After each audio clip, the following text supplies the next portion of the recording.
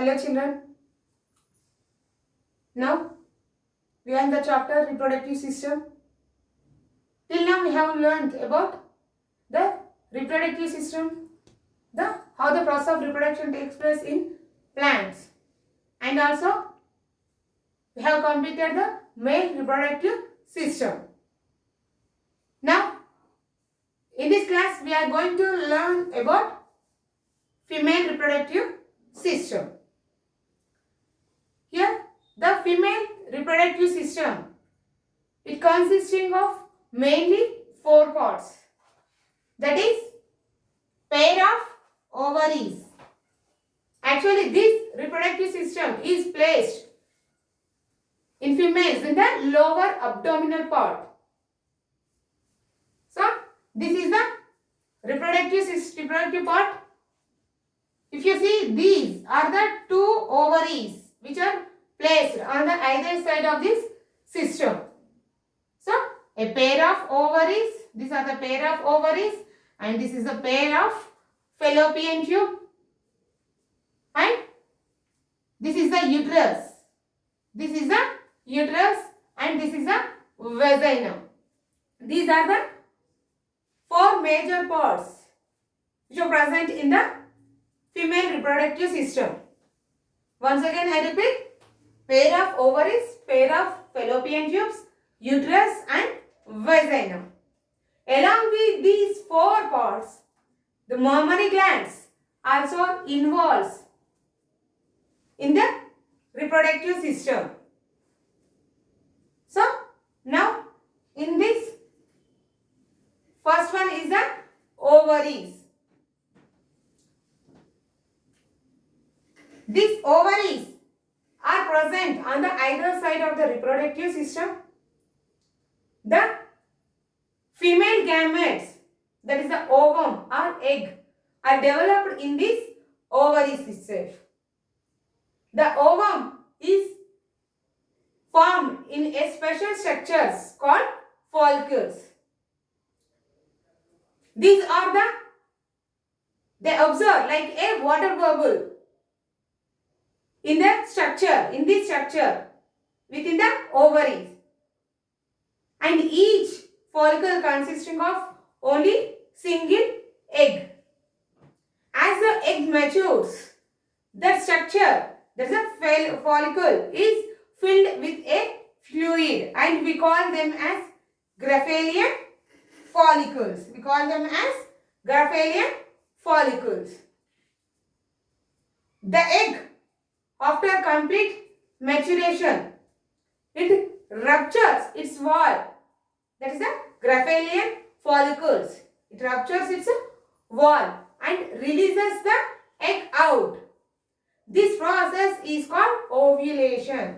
That is nothing but release of egg from the Graphalian follicles is called ovulation.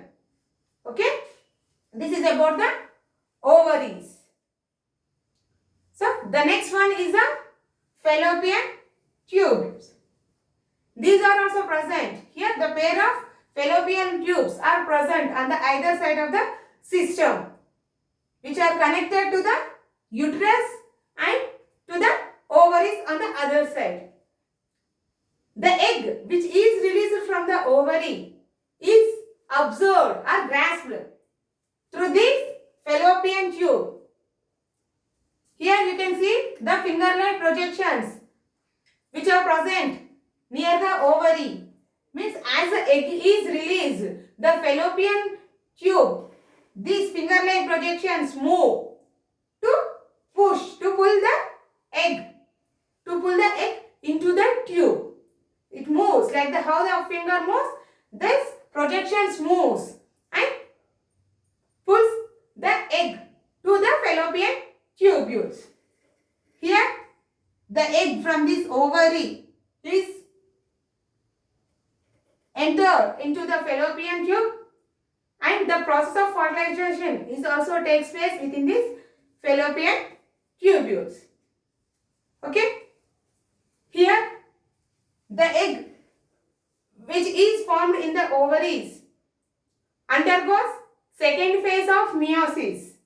Here the egg undergoes meiosis before fertilization. But after fertilization, we call it as zygote. The zygote undergoes mitotic division. See the difference. Before fertilization, that is the egg, means before the fusion with the sperm, it undergoes meiotic division. What is meiotic division and mitotic division? Let us learn in the next class. But here before fertilization, the egg undergoes meiotic division. But after the formation of zygote, that is nothing but fusion of male and female gametes, it forms zygote. The zygote undergoes mitotic division. Okay. So the zygote, which is formed in the fallopian tube by the process of fertilization, enters into the uterus. Through these tubules, this enters into the uterus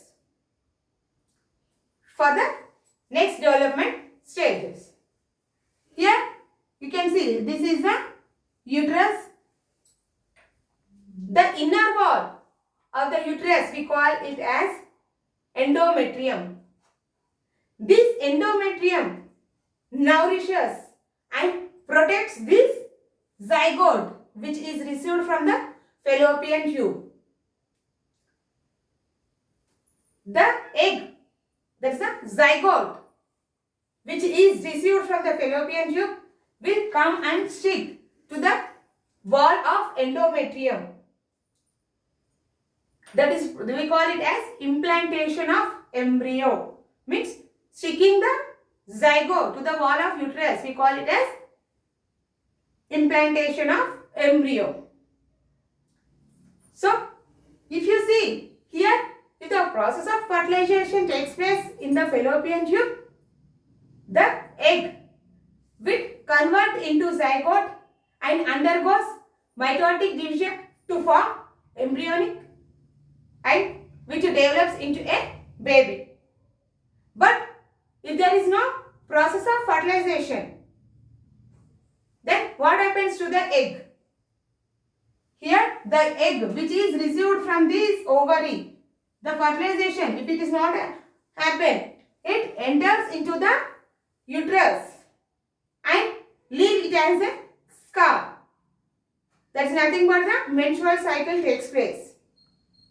Okay, if the fertilization takes place, it forms into zygote. If fertilization is not takes place, it leave like a scar. Okay, this inner wall, that is nothing but the inner wall disintegrate and leaves a scar. Okay, see here the implantation of embryo takes place in the inner wall of the uterus and the nourishment is done by this inner wall, that is the endometrium, for the development of the baby. That is the zygote to embryo and fetus to newborn baby.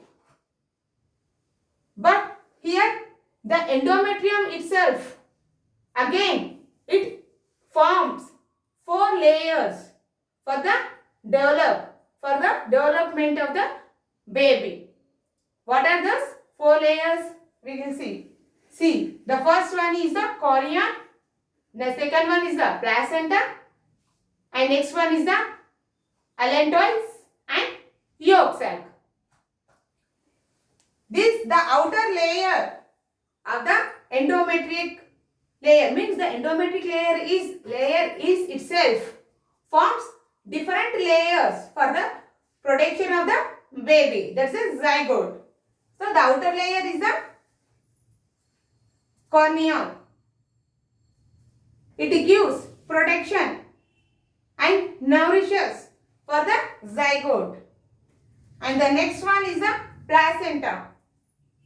This is nothing but during the process of cell division, some cells of the endometrium forms second layer, we call it as placenta. This development of placenta takes place after 12 weeks of the fertilization. And the main function of this placenta is to supply the food, that is food and also oxygen to the baby, and also for the removal of waste like carbon dioxide and waste which is formed from the zygote to the outside. So this is the main layer for the zygote.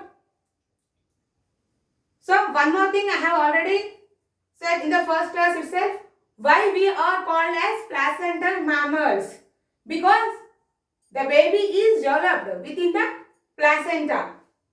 So we are called as, the mammals are called placental mammals. Okay. The next one after the placenta is the allantois. The allantois is the third layer, and this allantoid layer is filled with a fluid called amniotic fluid. This fluid is helpful for the movement of the baby within the placenta and also helps in the nourishment of the zygote. Okay. Next one is the umbilical cord. This umbilical cord means the inner layer of the endometrium serves food from the placenta, means it forms a cord-like, a tube-like structure which is attached to the navel of the baby, which helps in the nourishment and supplement of nutrients from placenta. Here the placenta layer forms a tube-like structure which is attached to the navel of the baby and helps in the supplement of nutrients, oxygen and removal of waste through this cord. And after the complete development of the baby, when the baby comes outside, the placenta and also umbilical cord will also come out along with the baby. Then the doctor removes these structures, these layers, and cut the umbilical cord after the delivery of the baby. Means after coming out from the mother womb itself, the doctor will cut until the umbilical cord will remain with the baby for the nourishment of the zygote. Okay. Till third month we call it as the zygote, means the embryo which is formed. After fertilization we call it zygote, next we call it as embryo, means when it sticks to the inner walls of the uterus we call as embryo. But after completing third month we call that embryo as fetus.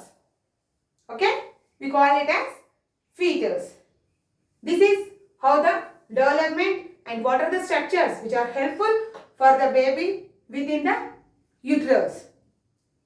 Now, but after the childbirth, how the process of childbirth takes place? Here, it will not take place, means the formation of the zygote, embryo or the formation of fetus, it won't take place in single step or within 1 or 2 days. The whole process, it takes 9 months or 280 days to further development of the baby from the zygote to baby. Okay. After completing the 9 months, then the baby, if you see, this is the structure of the uterus. It is just like the inverted pear shape. But during the development, the baby which is stick to the inner walls, it is normal, but the position is normal. But after complete development of the baby, the position of the baby will become inverted. Means that the head part becomes down and the body part will go up. For the movement of the baby, how to come? So the baby comes out through the uterus. If it is normal pregnancy, along with the baby, the placenta, umbilical cord and the fluid which is present in the amniotic allantois also completely releases, means completely comes out during the birth. Okay. So, till now we have learned about ovaries, fallopian tube, vagina and also uterus. But how the mammary glands are helpful in the female reproductive system. Means if you see after the birth of the baby, does the baby is ready to eat anything? No. The babies are they are fed with the mother milk only. We call that as colostrum. The first milk which is produced by the mother after the birth, childbirth, means immediate milk, which is the first milk. We call it as colostrum. That colostrum is highly rich in immunities, antibodies, immunoglobulins, which serves the baby, means which provides the baby to get immunity.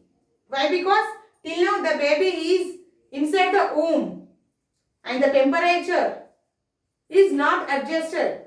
Means after coming out, the temperature is also different.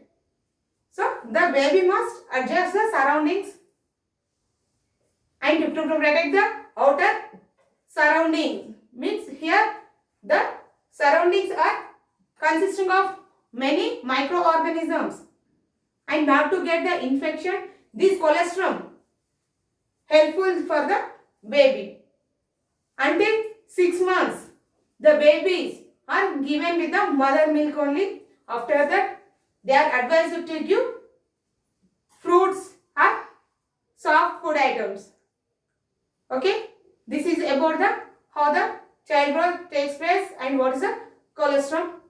By this, we have done with our female reproductive system. In the next class, we are going to learn about cell division. There is a mitotic and meiotic divisions. Thank you, children.